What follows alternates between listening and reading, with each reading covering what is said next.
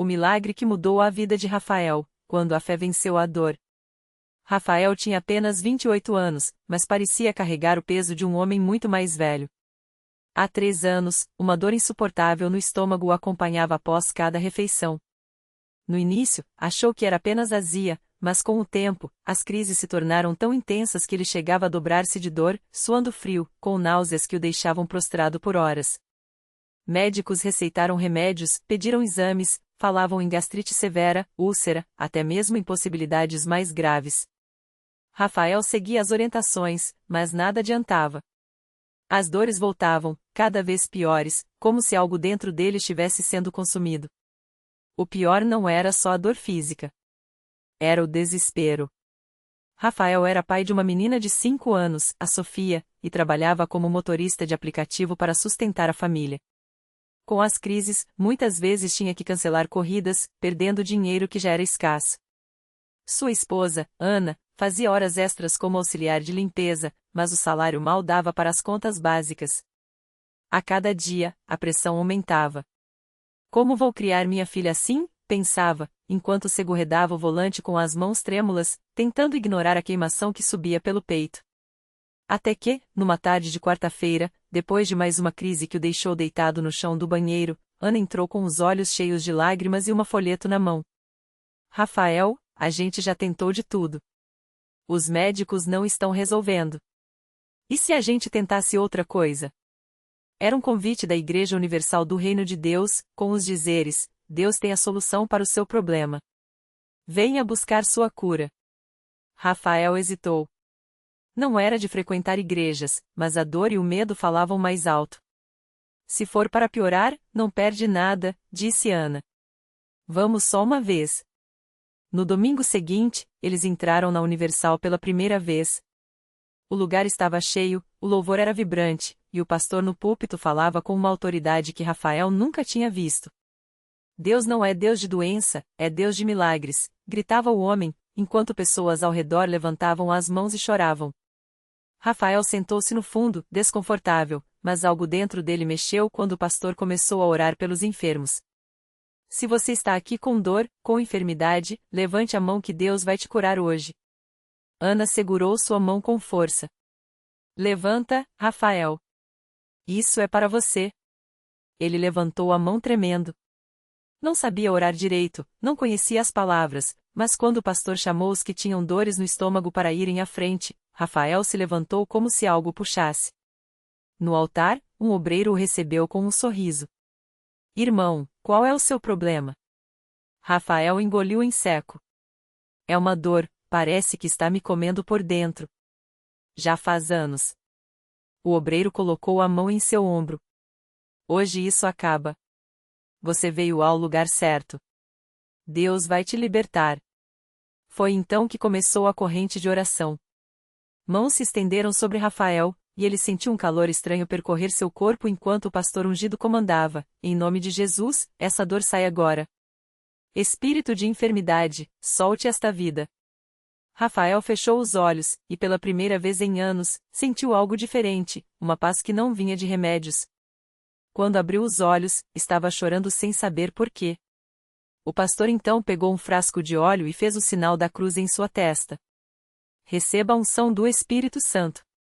Sua cura já está decretada. Nos dias seguintes, Rafael voltou à igreja. Participou da fogueira santa das terças-feiras, onde o fogo espiritual queimava tudo que não era de Deus. Na campanha dos 73 dias de jejum e oração, ele e Ana se dedicaram como nunca, jejuavam, oravam juntos, davam o dízimo e as ofertas com fé, mesmo quando o dinheiro era pouco. Deus honra quem o honra, repetia o pastor. Rafael começou a entender que a cura não era só física, era espiritual, emocional, financeira.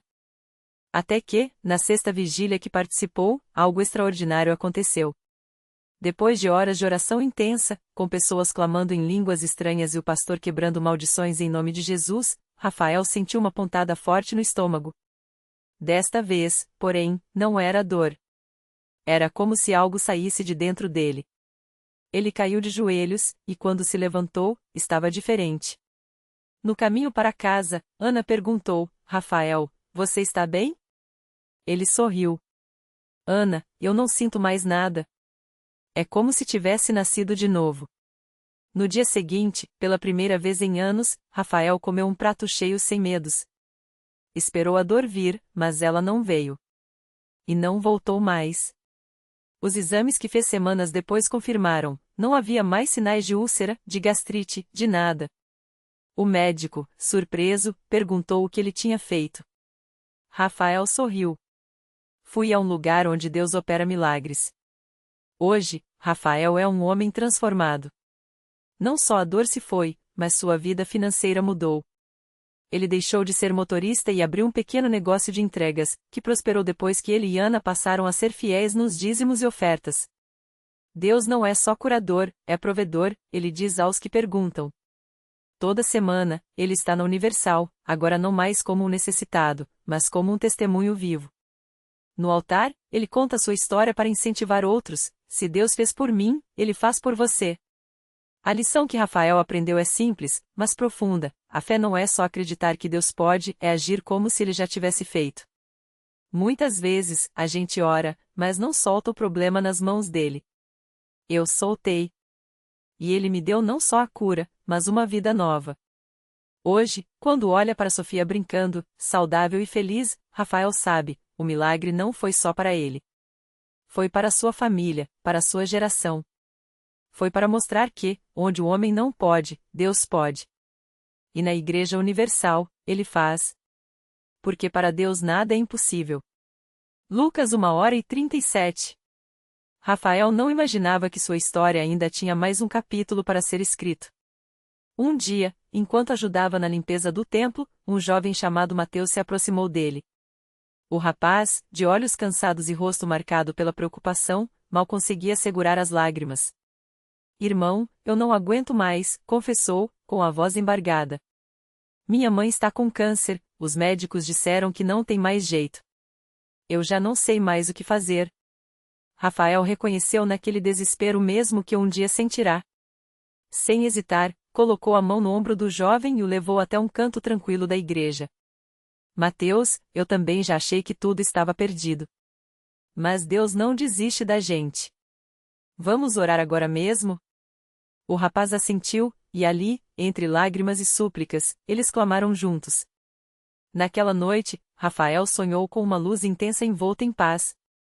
No dia seguinte, ao encontrar Mateus novamente, soube que a mãe dele havia tido uma melhora inesperada. Os exames, que antes mostravam o avanço da doença, agora indicavam uma redução surpreendente. Os médicos não entendem, disse Mateus, com os olhos brilhando. Mas eu sei que foi Deus.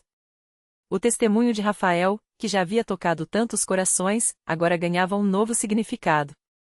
Ele passou a liderar um grupo de oração na igreja, reunindo pessoas que, como ele, precisavam de um milagre. Deus não escolhe quem vai abençoar, ele costumava dizer. Ele só espera que a gente creia de verdade. Um domingo, durante o culto, uma mulher chamada Ana se levantou chorando. Ela contava que seu filho, viciado em drogas há anos, havia desaparecido. A família já não tinha mais esperança. Rafael, com a mesma fé que o sustentara em seus momentos mais difíceis, pediu que todos orassem por aquele jovem. Na semana seguinte, Ana voltou à igreja com o filho ao seu lado. Ele apareceu em casa, pedindo perdão, contou, emocionada. Disse que sentiu uma força o puxando de volta para a família. Os milagres se multiplicavam. Rafael via, a cada dia, que sua história não era apenas sua, era um chamado para mostrar que Deus ainda opera maravilhas. Às vezes, a gente acha que o problema é grande demais, mas para Deus, não existe o demais, ele repetia, sempre com um sorriso no rosto.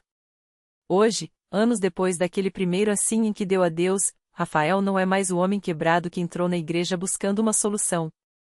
Ele é um instrumento nas mãos do Senhor, levado fé e esperança a quem precisa.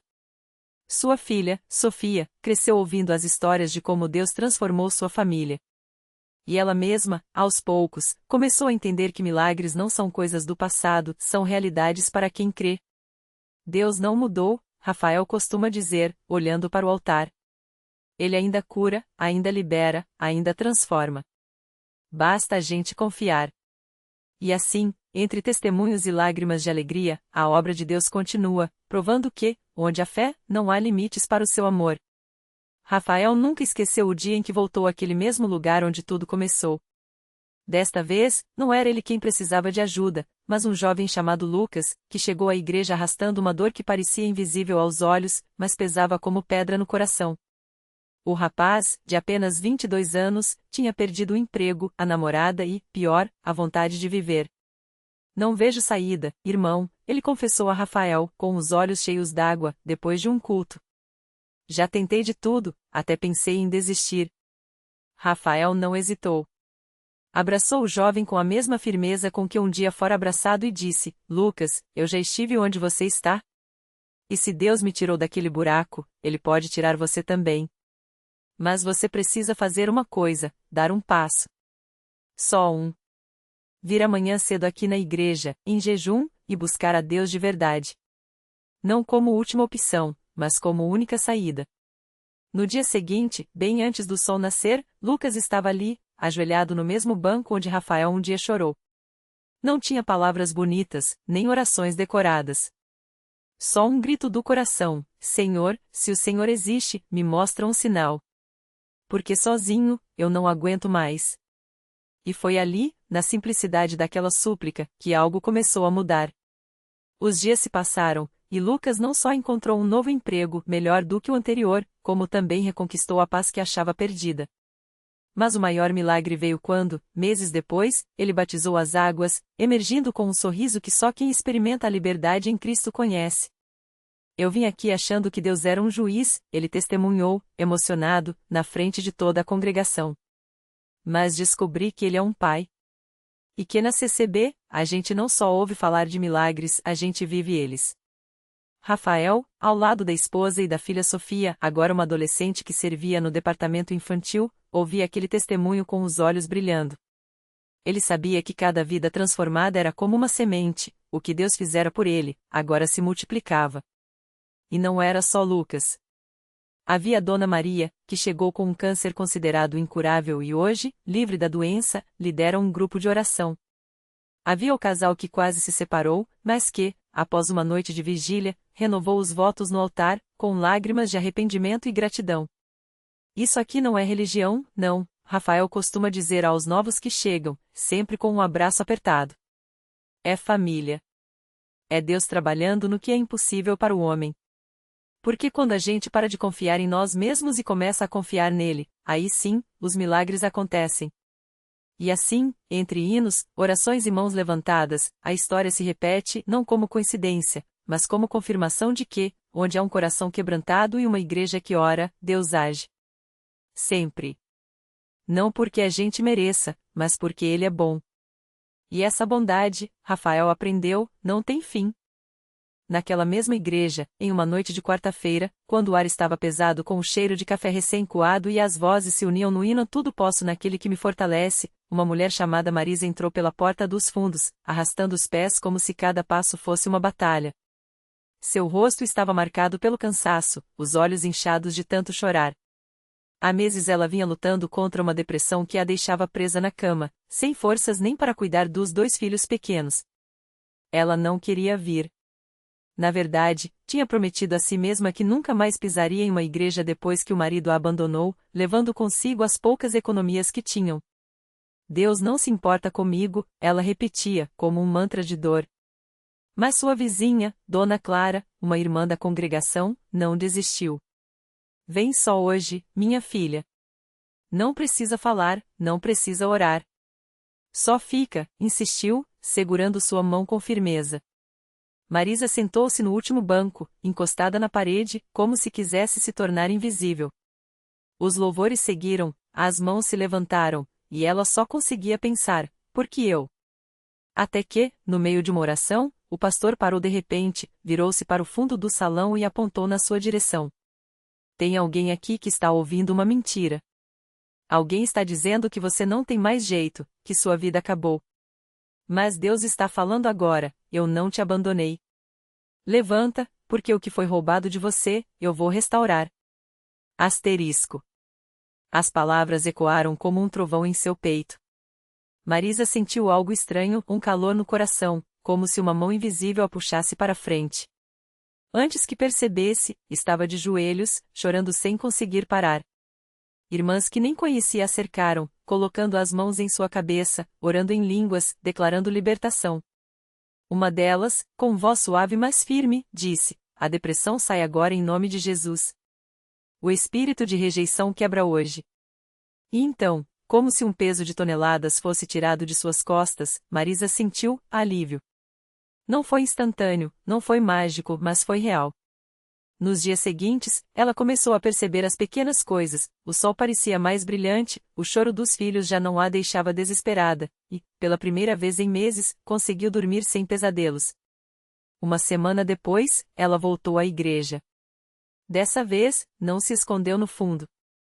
Sentou-se na segunda fileira, com os filhos ao lado, e quando o pastor perguntou se alguém queria dar um testemunho, sua mão tremula se levantou.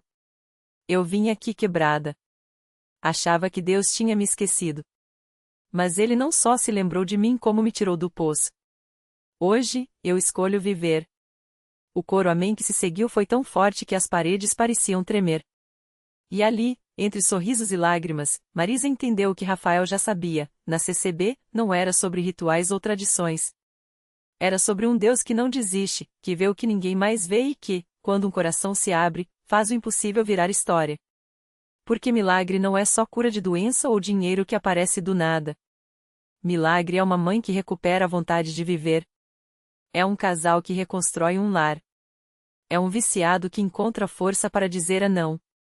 E naquela igreja, em meio a pessoas comuns com histórias comuns, Deus continuava escrevendo suas maiores obras, uma vida de cada vez.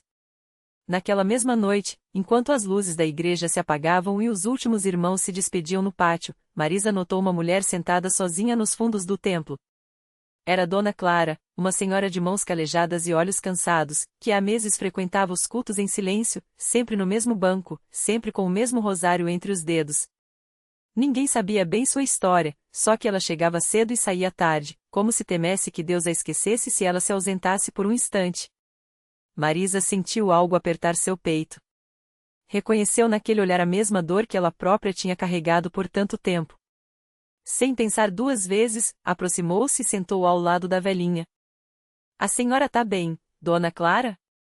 perguntou, baixinho. A senhora levou um tempo para responder. Quando fez, sua voz era áspera, como se as palavras custassem a sair. "Minha filha sumiu há 3 anos, minha filha. A polícia parou de procurar, o marido dela se foi com outra, e eu só peço a Deus que, antes de eu fechar os olhos, Ele me deixe abraçá-la mais uma vez. Só uma vez." Marisa segurou a mão trêmula da senhora e sentiu lágrimas ardendo em seus próprios olhos. Ela conhecia aquele desespero. Mas também conhecia aquele que ouve os clamores que ninguém mais escuta. "Dona Clara, eu não sei por que Deus permite que a gente passe por coisas tão difíceis", disse, com a voz embargada. "Mas uma coisa eu sei, Ele não vira as costas pra gente. Hoje mesmo, Ele me provou isso. E se a senhora ainda tá aqui, lutando, é porque Ele tem um propósito. Vamos orar juntas?" Dona Clara assentiu, e ali mesmo, entre os bancos vazios, as duas se ajoelharam. Marisa orou com uma fé que não vinha dela, mas de algo maior, a mesma fé que a tinha tirado da cama naquela manhã, a mesma que tinha feito Rafael acreditar nela quando ninguém mais acreditava.